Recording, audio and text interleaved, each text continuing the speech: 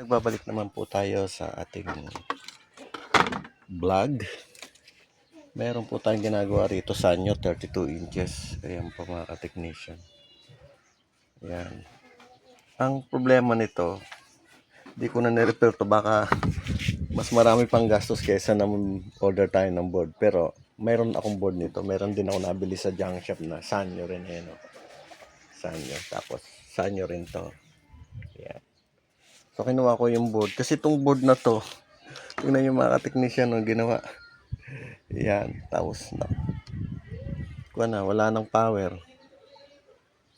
Parang talagang sobrang init na itong na to, IC na to, itong spider. Kaya ang ginawa natin, pinaldan ko na lang board. Kaya yan.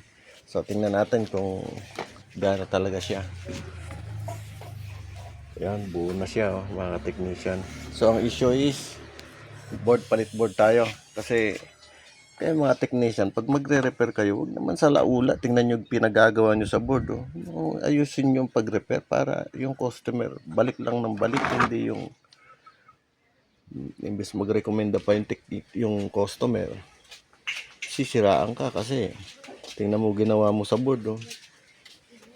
Yung customer, maraming nagsasabi nagkakahoy daw tayo. Hayaan nyo lang sila kasi ayun yung alam ng customer, nangangahoy daw tayo.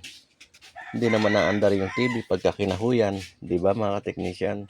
So ayan, buo na natin tong isa na to. Yan. So singilin na lang natin siya sa board tsaka sa labor. So yung gusto pong magpa-repair, PM na lang po ninyo. Tingnan nga natin kung gumagana. O yun, yung volume. Yan, gumagana naman lahat. Yan. Okay, cable. Okay. Volume, sige.